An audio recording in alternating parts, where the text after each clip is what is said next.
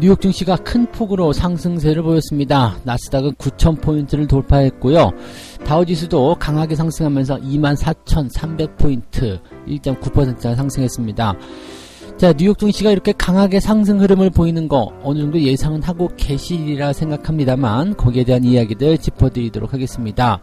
일단 고용지표 양호했다. 즉 경제지표에 대한 기대감이 있었고요. 미중 갈등이 완화된다는 느낌이 또 있습니다. 또 여기에다가 원유에 대한 이야기도 긍정적으로 풀려가고 있어서 최악의 상황이 지나가고 있다. 네, 여전히 이런 부분에 힘이 쏠리고 있는 것 같습니다. 자, 뉴욕 증시 자세하게 전달해 드릴 거고요. 그 다음에 동학개미들이 1순위로 매수를 하고 있는 종목 뭔지 아시나요? 삼성전자. 자, 삼성전자의 매수세가 이렇게 많이 들어왔는데 동학개미들은 그동안 강하게 매수가 들어가서 3월 중순부터 시장을 이만큼까지 끌어올린 시장 상승의 주요 주체인데 그런 주체가 산 삼성전자 주가는 도대체 왜 안 오르고 있는가? 자, 여기에 대해서 조금 궁금해하실 수 있으리라 생각합니다. 그래서 삼성전자 주가가 왜 안 오르는지 거기에 대해서 좀 알아보도록 하겠습니다. 최근에 여행주 투자하시는 분들 좀 계시는 것 같아요. 네, 지금 여행주의 주가가 최근에 큰 폭으로 반등세를 보이고 있다 이런 전망들이 나왔고 실제적으로 그런 과정이 진행이 되면서 여행주에 관심을 가지시는 분들 굉장히 많으신데 실적은 굉장히 부진할 것이고 지금 상황도 좋지 않은데 도대체 여행주를 왜 사는 것이고 여행주 주가는 왜 올라가는 것인지 여기에 대해서 궁금증 가지신 분들 해결해 드리도록 하겠습니다.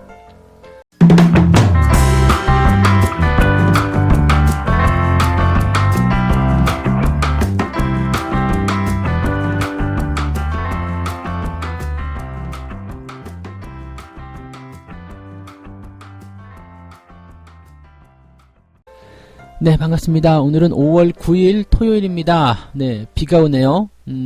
저렇게 요 시기에 저렇게 비가 오면은 대체적으로 여름이 오는구나 이렇게 생각이 좀 드실 것 같아요. 여름이 오는구나. 계절이 바뀔 때 오는 비는 굉장히 좀 반갑습니다. 그리고 느낌이 좀 달라요. 겨울이 찾아올 때 내리는 비는 뭔가 좀 추워 보이고요. 봄이 올 때 찾아오는 봄비는 뭔가 좀 생동력이 있어 보이고 여름이 올 때 찾아오는 비는 시원하다는 느낌이 좀 있죠. 자, 시장도 마찬가지라고 생각하시면 됩니다. 시장도요, 이런 변곡점 또는 어떤 흐름 이런 것들이 만들어질 때는 항상 느낌이 좀 다르다는 걸 아셔야 돼요. 기존의 어떤 상승과는 조금 다른 느낌들 많이 보고 계시리라 생각합니다. 그동안 계속해서 시장에 대한 이야기들 전달해 드렸는데 이게 자꾸 그 상승 쪽에 대한 배경들이 만들어지다 보니까 저 역시도 약간은 좀 그래요. 더 올라간다 계속 이렇게 말씀을 드려야 될 것 같고 그렇게 말씀을 드리는 그것이 맞는 것이라고 생각이 좀 되고도 있습니다. 당연히 그게 맞아요. 지금 일단 상승이 가고 있기 때문에 거기에 대한 관점을 그렇게 가져가는 건 맞는데 일단 뭐 대응이기 때문에 우리는 상승에 대한 과정을 즐기고 그대로 가져가면 됩니다. 그렇지만 너무 또 이쪽에 젖어들게 된다면 다른 쪽 방향에 눈을 잊어버리게 되겠죠. 그래서 일단 최대한 객관적으로 좀 말씀드리려고 하지만 그래도 시장은 너무 좋은 것 같습니다. 네, 다우지수 상황을 좀 보도록 할게요. 일단 약간은 상승 쪽 분위기에 좀 편증된 그런 편애된 그런 모습으로 방송을 좀 진행해 드려야 될 것 같아요. 네. 자, 다우지수가 455포인트 상승했어요. 그리고 나스닥이 140포인트. 나스닥은 이제 9,000포인트를 넘길 것이다라는 이야기를 어제 해드린 것 같은데, 네, 바로 넘어가는 모습이 나타납니다. 그리고 이렇게 새로운 어떤 흐름으로 가게 되면은요, 이제 거기서 따라서 들어오는 심리적인 요인들이 굉장히 커요. 즉, 나쁜 쪽으로 가게 되면은 왜 투매가 나오잖아요. 매도는 매도를 부른다. 알고 계실 거예요. 이렇게 나쁘게 상황이 전개될 때는 더 하락할까봐 무서워서 막 너도 나도 그냥 막 갖다 던지지만 좋은 쪽으로 상황이 전개되면요 이 기회를 놓칠까봐 무서워하는 사람들이 앞뒤 생각하지 않고 질러버립니다. 이것이 약간의 거품 형성을 만드는 그런 중요한 원인이기도 하는데 초기 국면에서는 이런 상황들은 굉장히 큰 도움이 돼요. 시장을 상승시키는데. 네, 그리고 단기적으로 어느 정도 올라갔다 하더라도 주가가 이제 일시적 차익 실현이 나오잖아요. 근데 그 시기에서 다시 더 강한 상승이 들어오죠. 상승하던 시기에서 놓치고 있던 사람들이 살짝이라도 조정이 들어오게 되면 이것은 기회다라는 생각을 더 강하게 하거든요. 그래서 보통 상승 추세가 강하게 형성되고 심리가 개선이 되면 상승에 대한 그런 기조와 들어오는 눌림목 조정 이런 것들 나온다고 하더라도 오히려 매수 기회를 삼아버리기 때문에 이런 상승 기조는 당분간은 더 이어질 가능성이 높아요. 그리고 지금이 항상 우리가 말씀드려야 되는 그 초입 구간이다라는 것만 아시면 아마도 이제 여러분들이 기대하시던 그런 멋진 랠리나 장세가 나타나지 않을까 생각이 듭니다. 자, 재료들을 하나씩 살펴볼게요. 시장 상황은 굉장히 좋은 편인데 일단 최악의 상황이 지나갔다는 느낌이 이제 가장 중요하게 작용한 것 같아요. 지금 4월달 고용지표 여기에 대해서 이제 말들이 많은 거죠. 뭐 지금 이미 이야기해드렸을 거예요. 지난 4월 비농업 부문 고용이 2,050만 명 감소했다. 뭐 이건 아시잖아요. 2,050만 명 감소했다. 그 다음에 실업률은 4.4에서 14.7%로 상승했다. 실업률이 14%대로 상승했다. 자, 고용의 어떤 규모가 감소했고 실업률 모두 사상 최악의 수준, 뭐 엄청나게 나쁜 상황을 기록을 했어요. 그런데 문제는 뭐냐면 이렇게 나쁜 거 그래 알고 있어. 그래 알고 있었어. 네, 이런 거죠. 그리고 내가 생각했던 것보다 나쁘지 않네? 이런 거죠. 자, 내가 궁뎅이를 얻어맞을 것을 알고 있었어요. 학교를 땡땡이 쳐가지고 이제 선생님한테 요즘에는 빠따 그런 거 안 치죠. 근데 옛날엔 빠따를 쳤잖아요. 그 엉덩이를 몽둥이로 맞게끔 되어 있어요.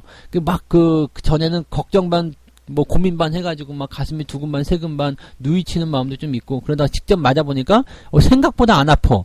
그러면은 뭐 할만하네 이 생각이 드는 거죠. 뭐 적절한 비유였는지 모르겠습니다만 일단 상황은 그래요. 악재에 대한 부분들은 일단 알고 있었어요. 그리고 예상했던 부분도 되게 아프겠지? 되게 나쁘겠지? 엄청나겠지? 라고 생각했는데 생각보다 안 그랬던 거야. 월스트리트 저널에서 집계한 내용에 따르면 실업률은 16%에 고용은 2,150만 명이 감소하는 거였어요. 그런데 지금 예상치보다 괜찮게 나왔죠. 그러니까 이미 알고 있던 악재, 그리고 예상치보다도 좋은 악재, 그리고 최악의 상황은 지나갔다. 전부 다 합쳐지게 되면서 투자 심리를 빵 하고 개선시켜주는 거죠. 자, 여기다 뭐 기업들 실적 같은 건 나쁘지 않았어요. 경제활동 재개에 대한 기대감 계속적으로 나타나고 있는 상태잖아요. 그래서 여기에 대한 기대감도 계속 나타나서 투자자들이 지금은 좀 사야 될 때인데 라고 생각을 했을 거라 보시면 되겠습니다. 한 가지 더 말씀드리면 미중 무역 전쟁에 대한 재발 가능성 조금 이게 수그러들었어요. 지금 류어 중국 부총리하고 로버트 라이트하이저 미국 무역 대표부 대표 그다음에 스티브 무너신 재무장관 모두 다 통화를 했습니다. 그러면서 결과를 어떻게 얘기했냐면 중국 쪽에서 나온 결과입니다. 양측이 거시경제와 공공위생 협력을 강화해야 한다는 데는 입장을 같이 했다. 무슨 얘기냐면요. 지금 거시 경제의 협력을 강화해라. 이것은 서로 간에 이제 긴밀한 협조, 즉 무역 협상에 대한 부분은 이행해라. 거기에 합의를 했다는 얘기가 된 거고요. 공공위생 협력은 재발 방지를 위한 그런 노력에 힘쓰겠다. 이건 뭐 그냥 상투적인 말투였을 거라 생각하시면 되겠습니다. 그래서 미국과 중국은 1단계 무역 합의 이행에 유리한 환경과 조건을 만들겠다. 그리고 긍정적인 효과를 내도록 노력했다. 자, 이렇게 되면서 한 발짝 물러갑니다. 트럼프가 중국과 지금 힘든 시간이다. 그렇지만 우리는 무역 문제로 인해서 어떠한 결정도 내리지 않았고 중국이 고의로 그렇게 상황을 만들었을 거라고 생각하지 않는다. 네, 진짜 말 한마디가 상황을 확 바꿔버리는 느낌이 딱 오시나요? 그러니까 지금 우리가 이 미중 간의 어떤 갈등, 관계 이런 부분들이 처음에 나왔을 때 굉장히 큰 악재를 받아들였는데 생각해보니까 미국과 중국이 다시 싸움을 벌인다? 이거 말이 안 되는 얘기거든요. 그러다 보니까 뭐 때문에 그런 거지? 둘러보니까 트럼프 쪽이에요. 트럼프의 재선을 위한. 그 다음에 이 무역적인 부분들이 빨리 해소가 됐을 때 지금 경기가 좋아지려고 되는 상황 속에서 미중 간의 무역 갈등이 지금 합의가 된 상황에서 이행이 빨리 진행이 된다면 경기 회복의 가속화가 더 빨라질 거 아닙니까? 그러면 대선 때 트럼프가 할 말이 있겠죠. 이것 보세요. 그 위기가 있었지만 지수는 이만큼 올라왔고요. 경제는 이만큼 빠르게 회복을 했습니다. 이것이 공화당의 힘입니다. 기가 막히네요. 네. 그래서 이러한 부분들이 지금 현재 시장이 작용되었다. 전부 다 이제 이런 상황이라면 증시 올리는데 열을 올리지 않겠느냐 이 말인 것이죠. 그래서 시장 경기가 회복이 되는 과정 속에서 이런 정치적인 이슈까지 같이 파고 들어가 있기 때문에 상당히 시장은 앞으로도 네, 당분간은 좋은 흐름이 연결되어야 되지 않겠는가. 또 조정이 나오더라도 굉장히 얕은 조정으로 끝나지 않겠는가라고 생각하셔야 될 것 같아요. 자, 원유 같은 경우도 보게 되면은요, 지금 원유는 좀 감산세가 들어가 있잖아요. 그래서 이 부분 때문에, 이제 상황이 상당히 좋아지고 있다고 그래요. 그리고 경기 상황이 좋아지면서 수요도 증가하고 있다. 원유도 이제 정상적으로 돌아온 거예요. 그러니까 시장에 대한 부분은 사실 여러분들이 이제는 걱정하실 필요가 별로 없을 것 같다 생각이 들고요. 그 다음에 빅스, 공포지수 아시죠? 이것도 계속적으로 하락세를 보이고 있습니다. 변동성이 줄어든다는 이야기예요. 지금 27.98입니다. 보통 평균적인 태평성대라고 했었던 그 시기에 저점대가 13, 15 그랬었으니까 거의 지금은 변동성 다 줄었다고 보셔야 되겠죠? 네. 걱정하실 만한 내용은 별로 없으실 것 같아요. 주말 그냥 막 즐기셔도 좋을 것 같습니다. 약간은 편파적인, 네, 상승 기대 방송이었다고 생각하시면 되겠고요. 자, 시황은 그렇게 전달해 드리고, 그 다음 소식을 전해 드리도록 하겠습니다. 삼성전자 이야기인데요. 이 동학개미들이 매수를 많이 하고 있다. 삼성전자는 매수 1순위다 이렇게 되어 있어요. 그런데 이 삼성전자가 주가가 그런데 안 오른다. 왜 그러지? 왜 안 오르는 건데? 이렇게 생각이 좀 들고 있거든요.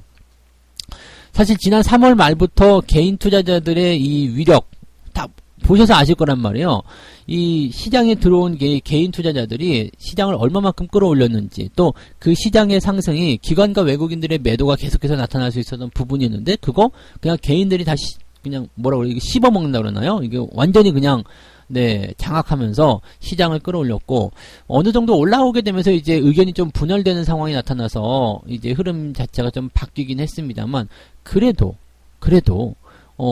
이 개인들의 힘을 지금 무시할 수 없다는 거 아니겠습니까? 그런데 개인들이 이렇게 많이 사고 이렇게 매수를 많이 한 삼성전자가 왜 이렇게 못 올라가는 것인가? 네, 진짜 궁금하지 않습니까? 너무 궁금하더라고요. 그래서 좀 살펴봤어요. 지금 보면 이제 삼성전자 부회장, 이재용 부회장의 경영권 승계 문제와 관련해서 이제 대국민 사과가 나타났어요. 네. 미안합니다. 그랬죠. 앞으로 잘하겠습니다. 잘 봐주세요. 네. 삼성 잘하겠습니다. 사실 뭐 이런 사과는 긍정적이긴 해요. 네, 긍정적이고 이 기업 가치를 좀 끌어올리는데, 또 기업 이미지를 개선시키는데 상당히 좋은 부분이 있죠. 그래서 적절했다. 지금 가만히 살펴보면 이재용 부회장이 상당히 이런 그 기업의 총수로서의 행보를 참 잘하고 있어요. 그래서 삼성전자에 대한 긍정적인 상황은 좀 나오고 있다고 보여집니다. 그리고 지금 상황을 좀 보게 되면은요, 일단 이 대국민 사과가 주가에 긍정적인 영향, 하지만 이것과 관련된 재판들 보면 아직까지 끝나지 않았잖아요. 그래서 이런 재판들의 결과 당연히 지켜봐야 된다. 그래서 중장기적으로는 삼성전자가 좋지만 단기적으로는 현재 상황들 좀 알아봐야 될 것이다 라고 되어 있습니다. 지금 어쨌건 이 사과라는 그 하나의 부분과 그 다음에 이 삼성전자가 가지고 있는 어떤 그 현재 시점에서 만들어지는 그런 내용들이 실질적으로는 기업사들의 어떤 불확실성 많이 해소해줬다는 얘기예요. 지금 경영권 승계, 즉 4세로 넘어가는 경영권 승계를 사실상 포기했다. 뭐 이렇게 받아들여지고 있는 그런 내용이기 때문에 삼성물산, 전자, 생명, SDS 뭐 주요 계열사들에 대한 지배구조 개편 불확실성이 상당히 감소했다. 뭐 이거는 그냥 근데 지금 상황에서 봤을 때는 그냥 그렇게 나왔지 뭐 그렇게 보고 있지 뭐 이렇게 생각하고 하시면 되는 거고요. 실제적으로 이것이 뭐 여러분들 생각처럼 그렇게 되지는 않을 거라고 보시면 되겠습니다. 그게 되겠어? 네, 그게 맞습니다. 그렇게 안 되는 거죠. 네. 근데 삼성전자가 올라가지 못한 이유 일단 볼게요. 일단은 긍정적이다. 뭐 불확실성이 해소됐다. 다 좋은 소식은 맞습니다. 그런데 문제는 뭘까? 왜 안 되는 걸까? 개인들은 그래서 또 많이 샀을 거란 말이에요. 그런데 왜 안 되는 걸까? 문제는 외국인이에요. 네, 뭐 수급동향이라든지 이런 쪽에서 제가 지속적으로 말씀을 좀 드리지만 외국인들 매도가 많이 있다는 얘기죠. 삼성전자의 절반은 외국인이 가지고 있다고 보시면 돼요. 그리고 외국인들의 어떤 전체적인 시장에 대한 평가는 아직까지는 관망 또는 매도였단 말이에요.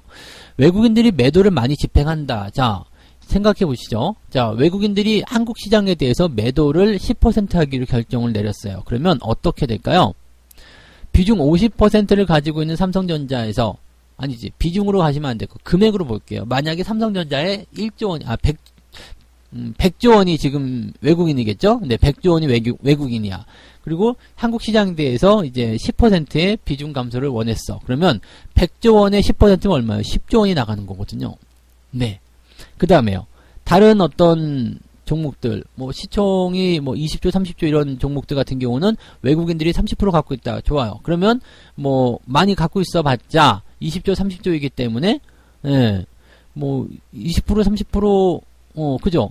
20조, 30조에 20%, 30%면은 기껏 해봐야, 네, 얼마 안 되잖아요. 10조? 네. 10조도 채 안 되죠. 한 4조, 5조, 6조. 네, 6조 원 정도밖에 안 될 거 아닙니까? 그러면 6조 원에 10%면 6천억. 네. 10조 원이 빠져나가는 삼성전자하고 6천억이 빠져나가는 일반 다른 기업들. 뭐, 그보다 더 낮은, 시총이 낮은 기업들은 뭐 더 말할 것도 없고요. 자, 그러면 이 규모 자체가 다르다는 이야기예요. 네. 당연히 이제 좀 주가나 이런 상황들도 다르겠습니다만, 규모가 다르기 때문에 매도가 집중이 될 수밖에 없어요. 그러면 거기에 대한 압박이 굉장히 커지겠죠. 그 부분은 삼성전자에 대한 그런 하락 압박에 대한 것들을 개인들이 다 샀어요. 하지만 매도가 워낙 규모가 크다 보니까 이 매수가 들어가는데도 한계가 있는 거죠. 당연히 매수를 많이 했어요. 많이 했지만 그만큼 매도도 만만치 않게 나왔다는 이야기죠. 그래서 사실은 지금 해답은 외국인에게 있다고 보시면 될 것 같아요. 뭐 장기적으로 긍정적인 평가 이런 것들은 지금 보면 삼성전자가 앞으로 이제 시장 경제에 대한 부분들 보고 시기적절하게 타이밍을 좀 잘 잡은 것 같아요. 왜냐면 지금 외국인들의 매도가 바닥인 시점에서 이렇게 사과를 통해서 진행하게 되면 주가는 상승하게 될 거 아니에요. 어떻게든 올라가겠죠. 장기적으로는요. 그러면 그 시기에 이재용 부회장이 정말로 잘했네. 기업의 주가를 상승시키는데 정말로 노력을 많이 했네. 라는 생각을, 그런 평가를 받게 되지 않을까 생각이 듭니다. 자, 어쨌든 주가는 바닥을 지나고 있다고 생각하셔도 될 것 같아요. 대신에 아직 불확실성 많이 있고요. 외국인 매수가 돌아오지 못했다는 부분이 네, 시장이 발목을 잡고 있는 내용입니다. 그래서 다른 것들 다 괜찮다고 봐도 돼요. 업황도 괜찮아질 것이고 시장도 괜찮아질 것이고 뭐 전체적으로 다 괜찮아질 것이고 기업 가치도 괜찮아질 것이고 네, 외국인들만 돌아오지 않았습니다. 그렇다면 지금은 주가가 더 내려가지는 않더라도 개인들이 매도하면 모르겠지만 개인들이 매도할 것 같지는 않죠. 그래서 지금 현재 시점에서는 네, 더 이상 내려가지는 않더라도 주가가 올라가는데 시간은 좀 걸릴 것이다. 이렇게 해석을 해주시면 된다는 이야기죠. 네, 그래서 삼성전자 포인트를 그렇게 잡아주시면 될 것 같습니다. 조금 네, 뭐라 그럴까, 좀 지루한 주식이 좀 됐을 것 같아요. 이제 지금 수익률도 그렇죠. 그래서 삼성전자에 너무 많이 집중을 하시는 것보다는 그냥 장기적으로 조금씩 모아가는 주식이다. 네, 오래오래 두고 볼 주식이다. 이렇게 생각하시고 마음을 편하게 가지셔야지 되지 않을까 생각이 좀 듭니다. 네. 자, 세 번째 이야기 갑니다. 여행주 이야기 또 해드릴게요. 네, 여행주. 최근에 이제 여행사들의 주가가 큰 폭으로 반등에 성공했다. 그 이유는요, 다른 게 있는 게 아니에요. 그냥 펀더멘털, 이 기초 체력이라고 그러죠. 이 기업의 가치에 비해서 과도하게 하락했기 때문이다. 즉, 낙폭과대 반등이다라고 그냥 해석이 되는 거고요. 너무 빠졌으니까 투자 심리가 매수를 조금 해보자 라고 이야기가 되고 있는 것 같아요. 근데 여러분들 뭐 너도 알고 쟤도 알고 갑돌이 갑순이도 다 아는 것 중에 하나가 뭐예요? 여행주들 거지 같다는 거 아닙니까? 여행 지금 가고 싶으시죠? 가고 싶지만 못 가요. 네, 갈 수 있다고 하더라도 못 가요. 여행 못 갑니다. 네, 사실 여행이라는 부분조차도요, 제가 얼마 전에 저희 아들에게 한번 물어봤어요. 야, 이제 온라인 계약도 다 끝나고 여행이라도 한번 가봐야 되지 않겠니? 아빠하고 여행 한번 가자. 그랬더니 이 어린아이가 뭐라고 하는지 아세요? 지금 상황이 어떤 상황이고 시국이 어떤 시국인데 여행을 갑니까? 그냥 집에 있으세요? 나한테 그러더라고요. 집에 있으래요. 네, 그래서 야, 국내 여행은 좀 괜찮아. 그 뭐 가까운데 바다라도 좀 보고 오면 되지 않을까? 이 시국에 그러면서 네, 집에 이 시국에 물론 이제 부모의 영향을 받았을지 TV의 영향을 받았을지 모르겠습니다. 근데 하여튼 이 시국에 무슨 여행이냐 이런 얘기가 어린아이들 입장에서도 나오니까 사실 어른들은 더 하겠죠. 뭐 여행은 웬 여행이니? 그냥 이 안에서 국내에서 해결해라.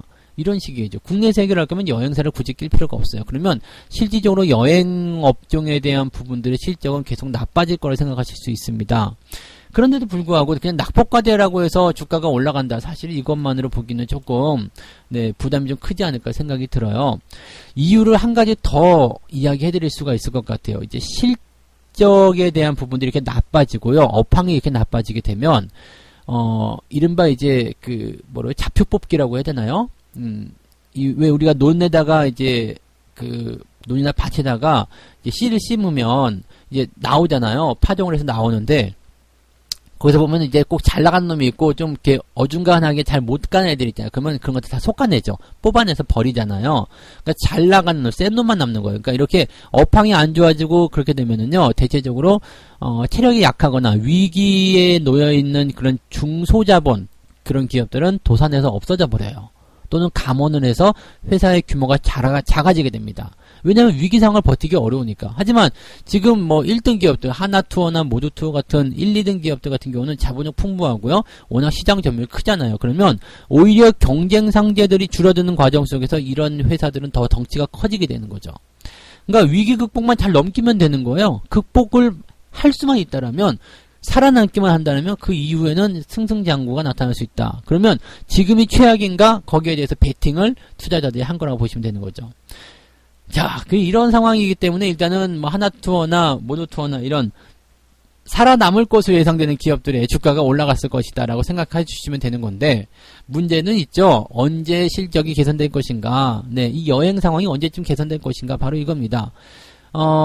끝입니다 라고 딱 결정을 짓는 이 부분이 언제가 될까요? 글쎄 올시다 아닐까요? 당분간은 이제 백신이나 치료제 확실히 나타나서 예전에 신종플루처럼 주사 한 방 맞으면 모든 것이 끝나는 그런 상황이 된다면 별 문제 없을 것 같아요. 그런데 그게 아니잖아요, 아직은. 그래서 그런 과정까지 가는데 좀 시간이 걸릴 것 같고, 적어도 1년 정도 후에나 돼야지 장거리 수요의 본격 회복, 이렇게 생각하고, 단거리 수요도 올 연말쯤이나 가능하지 않겠느냐, 이렇게 얘기가 되어 있습니다. 근데 어쨌건 간에 수요는 살아날 수밖에 없다라고 되어 있기 때문에 일단 그 과정은 거치고 갈 겁니다. 그러면 주식을 어떤 식으로 봐야 될까? 저점에서 사는 것이 일단 유리한가 아닌가? 그 부분은 결정은 된 거죠. 저점에서 사면 유리하겠죠. 더 이상 빠지지 않는다면 매수를 하는 것은 맞습니다. 그런데 지금 시점에서 얼마만큼 고생이 될 것인가 그건 모르는 거죠. 그래서 한꺼번에 질러 넣는 매수보다도 그냥 편안하게 조금 사보고 상황을 지켜보는 거죠. 어쨌든 이렇게 오랫동안 시간이 걸리더라도 회복이 될 수밖에 없는 그런 업종들, 그런 상황들 같은 경우는 관심을 어느 정도 가져주는 것은 나쁘지 않을 것 같다고 생각이 좀 듭니다. 그래서 여행주들이 올라가는 배경에는 그냥 단순하게 낙폭과대에 대한 부분이 아니라 여러 가지 이야기들이 같이 숨어 있었다라고 보시면 되겠습니다. 자, 이렇게 세 가지 이야기 전달을 해드렸습니다. 미국 증시 상당히 좋습니다. 증시가 계속해서 강하게 올라가고 있기 때문에 약간의 거품 형성에 대한 고민도 조금은 생깁니다. 그렇지만 초입 구간이기도 하고 워낙 잘 흘러가는 상황이기 때문에 거품에 대한 걱정보다는 추가 상승에 대한 기대가 더 크다고 보시면 될 것 같아요. 그래서 뉴욕 증시 상승세 계속 보여주고 있고, 여러 가지 재료들이 악재도 호재로 바뀌고 있고 이렇게 되어 있기 때문에 긍정적인 기대감을 계속 가져가시는 것도 좋을 것 같습니다. 두 번째는 삼성전자 주가가 왜 안 오르나 여러 가지로 따져보고 뜯어보고 했지만 역시 결론은 외국인밖에 없는 것 같습니다. 외국인들이 매도를 통해서 압박하고 있기 때문에, 즉 시장에 대해서 외국인들의 판단이 이제는 매수해도 괜찮다라고 생각이 드는 그 시점이 삼성전자의 반등 시점일 것 같아요. 시간은 단기적으로 한두 달 사이에 일어나지 않을 수도 있습니다. 잘 아시겠지만 현재 상황이 완벽한 경기 회복으로 가는 것은 아니기 때문이죠. 그래서 시간을 두고 봐야 되는 종목 삼성전자, 이렇게 구분을 짓는 게 맞을 것 같고요. 여행주들 같은 경우는 지금 상승세를 보여주고 있는데 그냥 단순하게 낙폭과대에 대한 반등이다라고 생각하지 않고요. 이 위기 속에서 살아남을 기업들에 대한 매수 집중, 그리고 향후 위기가 극복되고 났을 때의 그 수혜, 그 다음에 현재 최악의 상황을 지나가면서 어쩔 수 없이 회복될 수밖에 없는 업황의 그런 내용들, 그런 것들로 인해서 매수의 포인트들이 생겨나고 있다라고 말씀을 드렸습니다. 그래서 여행주들 같은 경우는 역시 마찬가지겠지만 장기적 관점으로 봤을 때는 최악의 상황을 지나고 있는 지금이라면 관심을 가져볼 필요는 있겠죠. 다만 단기적으로 대단히 좋은 일은 생기지 않을 겁니다. 실적 나빠지게 돼서 실적이 나쁠 때마다 출렁거리는 모습 나올 거예요. 그런데 보통 네, 주가가 최악의 상황에서는 대부분 그런 상황들이 있었더라 생각하셔도 되겠죠. 네. 자, 이렇게 세 가지 이야기 해드리고요. 책 한 꼭지 읽고 마무리하도록 하겠습니다. 실수의 원인에 대한 표를 작성하면서 내가 얻은 경험은 모든 자질 중 가장 중요한 것의 하나가 되었다. 이제 나는 그런 사실을 책에서 배울 수 있는 것이 아닌 것을 깨달았다. 경험이 중요하다는 이야기입니다. 저는 그래서 지금 여러분들이 현재 시점에서 주식 투자를 하고 있다는 것에 대해서 너무나 다행이라고 생각을 해요. 물론 계좌가 깨지고 힘들고 아프고 그럴 수 있어요. 그렇지만 이것도 어쨌든 지나가면서 회복되는 과정을 거치게 될 테고요. 그렇게 여러분들이 살아남게 되는 시점에서 당연히 시장에서 하나를 또 배웠을 거라 생각해요. 저 역시도 리먼 사태 때에서 네 지나오게 됐고 또 IMF 지나오게 되고 IMF 때는 당연히 투자는 하지 않았습니다만 그 경기에 대한 어떤 충격들은 굉장히 크게 받아들였었던 시기였죠. 막 그 당시가 이제 사회 초년생 나가서 막 그렇게 힘들게 생활할 때 아니겠습니까? 근데 뭐 그런 시절들 어떻게 시장이 바뀌고 있는지 그 이후에 뭐 9.11 테러도 있었고요. 그 다음에 진짜 리먼 사태 때는 뭐 말할 것도 없죠. 뭐 주식 조금 한다라고 생각했었던 그 2007년도까지 상승기를 거쳐오고 2008년도에 그것을 얻어맞았는데 제가 그 당시는 증권사에서 뭐 그 고객들을 이제 관리하는 입장이었잖아요. 물론 저는 리먼 사태 때도 계좌가 마이너스가 난 것을 모두 다 회복을 시키고 뭐 그렇게 잘 했습니다만은 야, 그 당시에 그 충격을 잊을 수가 없어요. 그래서 지금 보면은 사실 그런 과정을 거쳐오면서 시장에 대한 변동성을 이렇게 해서 얻었다. 이거 책에서 나오지 않는 모습이고 백날 얘기해 들어도 얻을 수 없는 거거든요. 여러분들이 지금 시장을 경험하고 있다는 것은 너무나 멋진 일이에요. 미중 무역 분쟁에 대한 그런 장기적인 경기 침체, 그 다음에 지금 현재 상황에 대한 이 내용들, 이런 것들 전부 다 극복이 되면서 좋아졌을 때, 저렇게 지나가는 거구나. 그 경험은요, 여러분들, 앞으로는 돈 주고 못 사는 겁니다. 그래서 지금을 어떻게 보면 즐기시고요. 지금의 상황에서 내가 살아남는 것에 대한 방법, 그 다음에 포트폴리오 어떻게 더 잘 관리해 볼까, 거기에 대한 방법들을 고민해 가시기 바랍니다. 그런 즐거운 상상들 해보시는 주말이 좀 됐으면 좋겠습니다. 자, 오늘 여기까지 시장 이야기 전달해 드릴게요. 저는 다음 주에 돌아오도록 하겠습니다. 고맙습니다.